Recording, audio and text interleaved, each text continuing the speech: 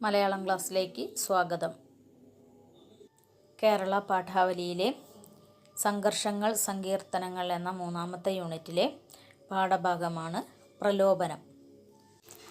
ഉണ്ണായി വാര്യരുടെ നളചരിതം ആട്ടക്കഥ 2-ാം ദിവസത്തിലെ 3-ാമത്തെ രംഗമാണ് പ്രലോഭനം എന്ന പേരിൽ നമുക്ക് പഠിക്കാനുള്ളത്.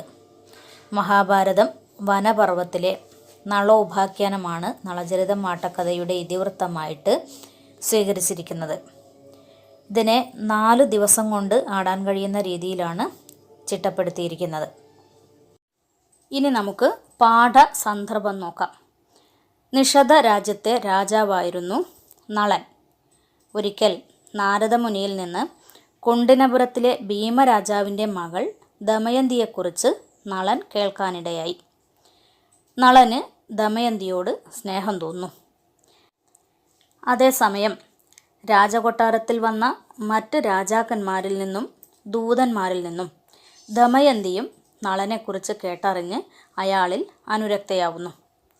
നാളുകൾക്ക് ശേഷം നളൻ്റെ ഉദ്യാനത്തിൽ ഒരു ഹംസം എത്തുകയും ആ ഹംസത്തെ നളൻ ദമയന്തിയുടെ അടുക്കലേക്ക് ദൂതനായിട്ട് അയക്കുകയും ചെയ്യുന്നു.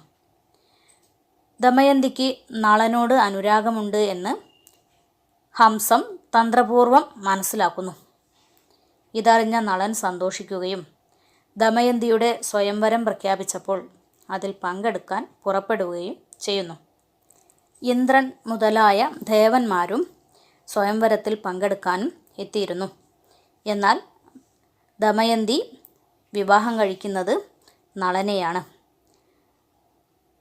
അങ്ങനെ ദമയന്തിയെയും നളനെയും അനുഗ്രഹിച്ച ശേഷം ദേവന്മാരെല്ലാവരും അവിടെ നിന്ന് യാത്ര തിരിക്കുന്നു. സ്വയംവരത്തിൽ പങ്കെടുക്കുന്നതിന് വേണ്ടി ഭൂമിയിലേക്ക് യാത്ര തിരിച്ച കലി ദമയന്തി സ്വയംവരം കഴിഞ്ഞതും അവൾ നളനെ വിവാഹം കഴിച്ചതും ദേവന്മാരിൽ നിന്ന് അറിയുന്നു. സ്വയംവരത്തിന് കൃത്യസമയത്ത് എത്താൻ കഴിയാത്തതിലുള്ള കോപവും ദമയന്തിയെ കിട്ടാത്തതിലുള്ള നിരാശയും കൊണ്ട് കലി കുപിതനാവുന്നു. നള ദമയന്തിമാരെ തമ്മിൽ അകറ്റി രാജ്യത്തിന് പുറത്താക്കുമെന്ന് ദേവന്മാരുടെ മുൻപിൽ വെച്ച് തന്നെ കലി ശപഥം ചെയ്യുന്നു. ഇതിനായി നളൻ്റെ സഹോദരനായ പുഷ്കരനെ ഉപയോഗപ്പെടുത്താനാണ് കലി തീരുമാനിച്ചത്. ഈ ലക്ഷ്യവുമായി കലി ദ്വാപരനോടൊപ്പം പുഷ്കരനെ സമീപിക്കുകയും പ്രലോഭിപ്പിക്കുകയും ചെയ്യുന്ന രംഗമാണ് പാഠഭാഗം.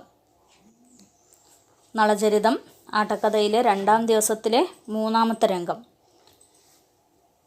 ആട്ടക്കഥ എന്ന് പറയുന്നത് കഥകളിയുടെ സാഹിത്യ രൂപത്തിനാണ് ആട്ടക്കഥ എന്ന് പറയുക. അതായത് കഥകളി അഭിനയിക്കുമ്പോൾ പാടുന്ന പാട്ടാണ് ആട്ടക്കഥ. ഇനി പാഠഭാഗം നോക്കൂ. ശ്ലോകം 5. കോപ മത്സര വശംവദ കലിർ ദ്വാപരേണ സഹ മേദിനീം ഗത സ്വാപദേ സ്വയമജോദയജ്ജളം സ്വാപദേയ ഹരണായ പുഷ്കരം. കോപ മത്സര വശംവദ കലിർ അല്ലേ? അങ്ങനെയല്ലേ ആദ്യം വരുന്നത്? കോപ മത്സര വശംവദ കലിർ. എന്താ കോപ മത്സര വശംവദ കലിർ എന്ന് പറഞ്ഞാൽ? കോപത്തിനും മത്സരത്തിനും വശംവദനായ കലി എന്നർത്ഥം. കോപത്തിനും മത്സരത്തിനും വശംവദനായ കലി. വശംവദൻ എന്ന് പറഞ്ഞാൽ കീഴടങ്ങുക എന്നർത്ഥം. കോപത്തിനും മത്സരത്തിനും കീഴടങ്ങിയ കലി ദ്വാപരേണ സഹ. ദ്വാപരേണ സഹ എന്ന് പറഞ്ഞാൽ ദ്വാപരൻ്റെ കൂടെ. മേദിനീം ഗത. മേദിനി എന്ന് പറഞ്ഞാൽ ഭൂമി എന്നാണ് അർത്ഥം. മേദിനീം ഗത എന്ന് പറഞ്ഞാൽ ഭൂമിയിലേക്ക് ചെന്നിട്ട്. സ്വാപദേ എന്ന് പറഞ്ഞാൽ തനിക്ക് ആപത്തിനായി എന്നർത്ഥം. സ്വയം അജോദയ. അജോദയ എന്ന് പറഞ്ഞാൽ പ്രേരിപ്പിക്കുക എന്നർത്ഥം. ജളം. ജളം എന്ന് പറഞ്ഞാൽ ഭോഷൻ, വിഡ്ഢി എന്നൊക്കെയാണ് അർത്ഥം. സ്വാപദേയം ധനം. ധനത്തിനാണ് സ്വാപദേയം എന്ന് പറയുന്നത്. പിന്നെ ഹരിക്കുക. ഹരിക്കുക എന്ന് പറഞ്ഞാൽ മോഷ്ടിക്കുക എന്നർത്ഥം. ഹരണായ എന്ന് പറയുമ്പം അപഹരണത്തിനായി അല്ലെങ്കിൽ മോഷ്ടിക്കാനായി എന്നർത്ഥം. പുഷ്കരം എന്ന് പറയുന്നത് പുഷ്കരൻ. ഇനി അതിൻ്റെ നമുക്ക് ആശയം ഒരുമിച്ച് നോക്കാം. കോപത്തിനും മത്സരത്തിനും വശംവദനായ കലി ദ്വാപരൻ്റെ കൂടെ ഭൂമിയിലേക്ക് ചെല്ലുന്നു. ജളനായ പുഷ്കരനെ അന്യൻ്റെ ധനം അപഹരിക്കാൻ കലി പ്രേരിപ്പിച്ചു. ഇത് തനിക്കു തന്നെ ആപത്തായി ഭവിക്കുമെന്ന് ജളനായതുകൊണ്ട് പുഷ്കരന് മനസ്സിലായില്ല.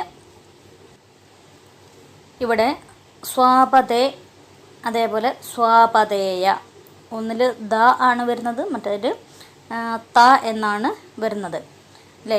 സ്വാപതേ എന്നതിൻ്റെ അർത്ഥം എന്താ നമ്മൾ പറഞ്ഞത്? തനിക്ക് തന്നെ ആപത്ത് എന്ന്. സ്വാപതേയം എന്ന് പറഞ്ഞാൽ ധനം. ആ രണ്ട് വാക്കിൻ്റെയും അർത്ഥം മനസ്സിലാക്കി വെക്കണം. അതേപോലെ ശ്ലോകം തുടങ്ങുന്നതിന് മുമ്പ് മാരധനാശി ബ്രാക്കറ്റിൽ ധന്യാസി ചെമ്പട എന്നൊക്കെ കാണാം. മാരധനാശി അല്ലെങ്കിൽ ധന്യാസി എന്ന് പറഞ്ഞാൽ ഒരു രാഗമാണ്, ചെമ്പട താളമാണ്. നളചരിതത്തിലെ ഭാഷ സംസ്കൃതവും മലയാളവും കൂടി ചേർന്നൊരു ഭാഷയാണ്. ഇതിലെ ശ്ലോകങ്ങളിൽ കടുകട്ടിയായ സംസ്കൃത പദങ്ങൾ കാണാം. എന്നാൽ പദങ്ങളിൽ ലളിത മലയാള ഭാഷയാണ് നമുക്ക് കാണാൻ കഴിയുന്നത്. അപ്പം നളചരിതത്തിൽ തന്നെ പദങ്ങൾ കടുകട്ടിയായ സംസ്കൃതത്തിലും ശ്ലോകങ്ങൾ ലളിത മലയാളത്തിലും വരുന്ന ഉദാഹരണങ്ങളും ഉണ്ട്. ഇനി ബാക്കി നോക്കൂ. പദം 7 പുഷ്കരം പറയുന്നതാണ്. അതിൽ പല്ലവി അരികിൽ വന്നു നിന്നതാരെന്തഭിമതം അഖിലമാശു ചൊൽക. അനുപല്ലവി അറികയില്ലെങ്കിലും അഭിമുഖന്മാരെ കണ്ടൻ മനതാരിലുണ്ടൊന്നുന്മിഷിതം ജഡിതി. കലിയും ദ്വാപരനും കൂടി ചെന്നപ്പോൾ പുഷ്കരൻ പറയാണ്. എന്താ പറയുന്നത്? അരികിൽ വന്നു നിന്നതാരെ, അതായത് ആരാണ് അരികിൽ വന്ന് നിന്നത്, അതായത് ആരാണ് തൻ്റെ മുന്നിൽ വന്ന് നിൽക്കുന്നത്. എന്തഭിമതം, അഭിമതം എന്ന് പറഞ്ഞാൽ ആഗ്രഹം, ഇഷ്ടം എന്നൊക്കെ അർത്ഥം. നിങ്ങളുടെ ആഗ്രഹം എന്താണ്, അതായത് എന്തിനാണ് നിങ്ങൾ വന്നത്. അഖിലം ആശു ചൊൽക, അഖിലം എന്ന് പറഞ്ഞാൽ എല്ലാം എന്നർത്ഥം. ആശു എന്ന് പറഞ്ഞാൽ പെട്ടെന്ന് അല്ലെങ്കിൽ വേഗം, വേഗത്തിൽ തന്നെ എല്ലാം പറയുക. അതായത് അപരിചിതരായ 2 പേരാണ് വന്നിരിക്കുന്നത് അല്ലേ. അതുകൊണ്ടാണ് പുഷ്കരൻ എന്തു പറഞ്ഞത്? നിങ്ങൾ ആരാണ്, നിങ്ങൾക്ക് എന്താണ് വേണ്ടത് അല്ലേ, എന്തായാലും വേഗം പറയുക. അറിയുകയില്ലെങ്കിലും, അതായത് കലിയെയും ദ്വാപരനെയും ആർക്കറിയില്ല? പുഷ്കരൻ അറിയില്ല അല്ലേ. അറിയുകയില്ലെങ്കിലും അഭിമുഖന്മാരെ കണ്ടൻ, അഭിമുഖന്മാർ എന്ന് പറഞ്ഞാൽ നേരെ വന്നവർ, നേരെ വന്നവർ എന്ന് പറഞ്ഞാൽ തൻ്റെ മുമ്പിൽ വന്ന് നിൽക്കുന്നവർ. അവരെ കണ്ടപ്പോൾ എൻ മനതാരിലുണ്ടും നുന്മിഷിതം ജഡിതി. ജഡിതി എന്ന് പറഞ്ഞാൽ പെട്ടെന്ന് എന്നർത്ഥം. ഉന്മിഷിതം എന്ന് പറഞ്ഞാൽ ഒരു മിന്നാട്ടം എന്നർത്ഥം. ഒന്നുന്മിഷിതം എന്ന് പറഞ്ഞാൽ ഒരു മിന്നാട്ടം. അതായത് പരിചയമില്ലാത്തവർ മുന്നിൽ വന്ന് നിൽക്കുന്നത് കണ്ടപ്പോൾ എൻ്റെ മനസ്സിൽ പെട്ടെന്ന് എന്തുണ്ടായി? ഒരു മിന്നാട്ടമുണ്ടായി, അതൊരു ഞെട്ടൽ ഉണ്ടായി. ഇനി എന്തുകൊണ്ടാണ് പുഷ്കരൻ്റെ മനസ്സിൽ അങ്ങനെ ഒരു മിന്നാട്ടം ഉണ്ടായത്? ധരണിയിലുള്ള പരിഷകൾ നളനെ ചെന്നു കാണും, അവർക്കു വേണ്ടും കാര്യം നളനും സാധിപ്പിക്കും, ദൂരത്തുനിന്നാരും വരികയില്ല നമ്മെ കാണുവാൻ. ധരണിയിലുള്ള പരിഷകൾ, ധരണി എന്ന് പറഞ്ഞാൽ ഭൂമി എന്നർത്ഥം. ഭൂമിയിലുള്ള പരിഷകൾ, പരിഷകൾ എന്ന് പറഞ്ഞാൽ ആളുകൾ അല്ലെങ്കിൽ ജനങ്ങൾ എന്നർത്ഥം. ഭൂമിയിലുള്ള ആളുകൾ നളനെ ചെന്ന് കാണും. ആരാണ് നളൻ? പുഷ്കരൻ്റെ ജ്യേഷ്ഠനാണ് നളൻ അല്ലേ. ഭൂമിയിലുള്ള ആളുകൾ നളനെ ചെന്ന് കാണും, അവർക്ക് വേണ്ടും കാര്യം നളനും സാധിപ്പിക്കും. അവർക്ക് വേണ്ട കാര്യങ്ങളൊക്കെ നളൻ സാധിപ്പിച്ചു കൊടുക്കും. കാരണം നളൻ ആരാണ്? രാജാവാണ് അല്ലേ. രാജാവിൻ്റെ അരികിൽ ജനങ്ങൾ ഓരോ കാര്യസാധ്യത്തിനായിട്ട് ചെല്ലും. അവരുടെ കാര്യങ്ങൾ അല്ലെങ്കിൽ അവരെന്താണോ ആവശ്യപ്പെടുന്നത് അത് നളൻ സാധിപ്പിച്ചു കൊടുക്കും. പക്ഷേ ദൂരത്തുനിന്നാരും വരികയില്ല നമ്മെ കാണുവാൻ. ആളുകൾ നളനെ കാണാൻ പോവും, പക്ഷേ ദൂരത്തുനിന്നാരും എന്നെ കാണാൻ എന്ത് ചെയ്യില്ല, വരികയില്ല എന്നാണ് പുഷ്കരൻ പറയുന്നത്. തുടർന്ന് പുഷ്കരൻ പറയുന്നു, നമുക്കില്ല നാടും നഗരവും കുടയും ചാമരവും, അമിത്ര വീരന്മാരെ അമർക്കും വൻപടയും, ബാഹുജൻ എന്നുള്ളതേ നമുക്കൊന്നുള്ളൂ മുറ്റം. നമുക്ക് എന്ന് പറയുന്നത് എനിക്ക് എന്നർത്ഥം അല്ലേ.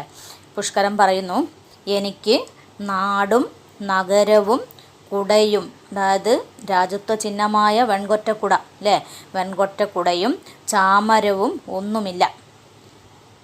അമിത്രവീരന്മാരെ അമർക്കും വൻപടയും, അമിത്രവീരന്മാരെ, അമിത്രം എന്ന് പറഞ്ഞാൽ മിത്രമല്ലാത്തവർ അല്ലേ, ശത്രുക്കൾ. അപ്പോൾ ശത്രു രാജാക്കന്മാരെ അമർച്ച ചെയ്യാൻ വേണ്ട വൻ സൈന്യവും ആർക്കില്ല? എനിക്കില്ല. കേവലം ക്ഷത്രിയൻ എന്ന പേരു മാത്രമേ നമുക്കുള്ളൂ. ബാഹുജൻ എന്ന് പറഞ്ഞാൽ ക്ഷത്രിയൻ എന്നർത്ഥം. മുറ്റും എന്നാൽ മുഴുവനും എന്നർത്ഥം. അതായത് അങ്ങനെയൊരു പേര് മാത്രമേ എനിക്കുള്ളൂ എന്നാണ് അർത്ഥം. പതിവില്ലാത്ത ഒരനുഭവമായതുകൊണ്ടാണ്, അതായത് ആരും തന്നെ കാണാൻ വരാറില്ല. അപ്പോൾ പതിവില്ലാത്ത ഒരനുഭവമാണ് ഇന്ന് ഉണ്ടായിട്ടുള്ളത്. അതുകൊണ്ടാണ് പുഷ്കരൻ ഉള്ളിലുള്ള വിചാരങ്ങളൊക്കെ അങ്ങ് പറഞ്ഞു പോകുന്നത്.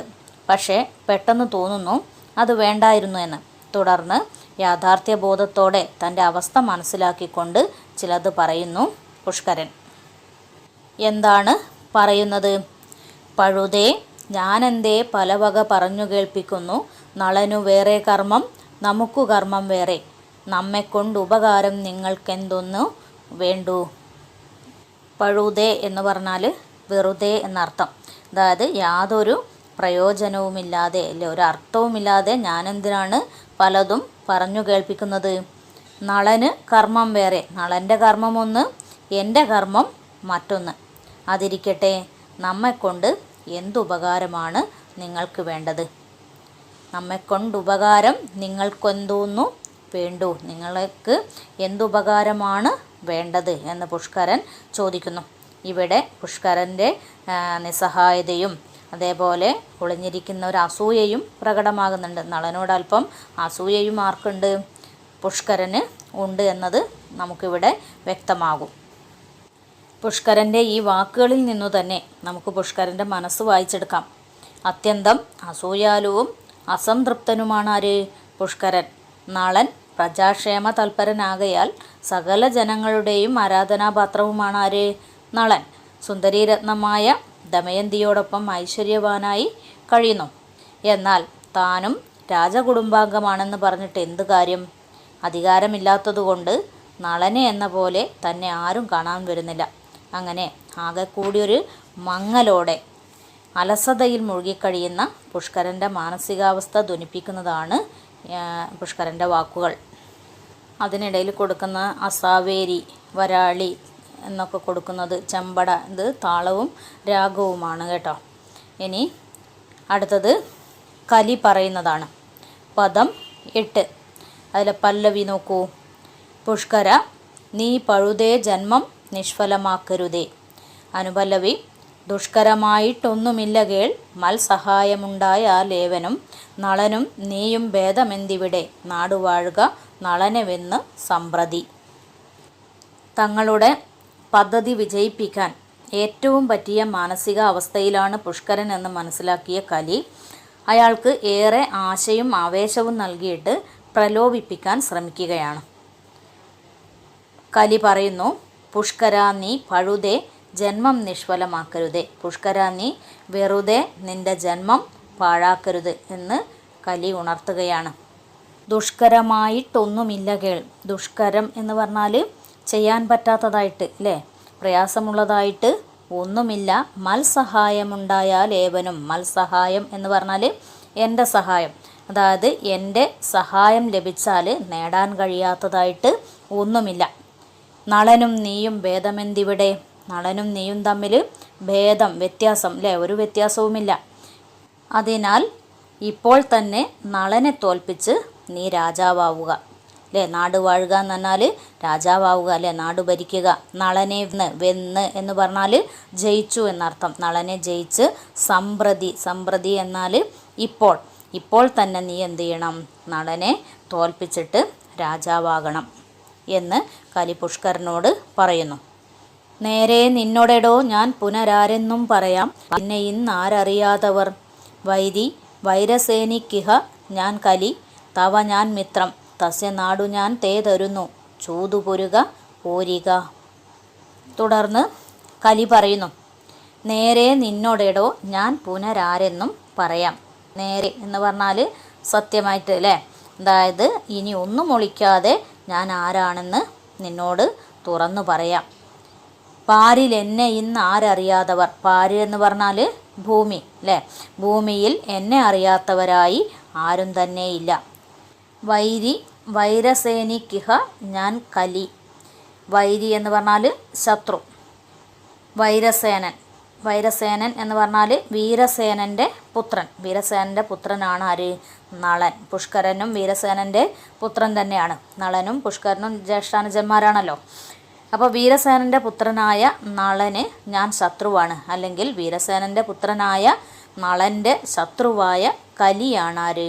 ഞാൻ എന്ന് കലി സ്വയം പരിചയപ്പെടുത്തുകയാണ്. എന്നാൽ നിനക്ക് ഞാൻ മിത്രമാണ്. തവ അല്ലേ, നിനക്ക് ഞാൻ മിത്രം. അതായത് നളന് ഞാൻ ശത്രുവാണെങ്കിലും ഞാൻ നിൻ്റെ മിത്രമാണ്, നിൻ്റെ സുഹൃത്താണ്. തസ്യ നാടു ഞാൻ തേ തരുന്നു. തസ്യ എന്ന് പറഞ്ഞാൽ അവൻ്റെ എന്നർത്ഥം. തേ എന്ന് പറഞ്ഞാൽ നിനക്ക്, അവൻ്റെ നാട് ഞാൻ നിനക്ക് തരുന്നു. ചൂതു പൊരുക പോരുക, അതിനായിട്ട് നീ ധൈര്യമായിട്ട് എന്ത് ചെയ്യൂ? ചൂതാട്ടത്തിൽ ഏർപ്പെടൂ എന്നാണ് കലി പുഷ്കരനോട് പറയുന്നത്.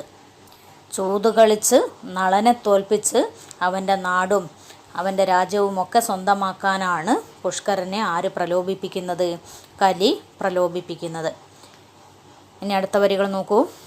നിൽക്ക മതീയമതേ വിജയം നിശ്ചിതമാമിഹ തേ വിക്രയമില്ലെന്നാകിലെന്തരോ വയ്ക്ക ചൂതിനായ എന്നെ പണയം ധനവും ധാന്യം നാടുമൊക്കെയും കൈക്കലാക്കി അവനെ വിടുക വനഭൂവി. നിൽക്ക മതീയ മതം. മതീയ എന്ന് പറഞ്ഞാൽ എൻ്റെ കൂടെ എന്ത് ചെയ്യണം? നിൽക്കണം. അതായത് നീ എൻ്റെ അഭിപ്രായത്തിൽ ഉറച്ചു നിൽക്കണം.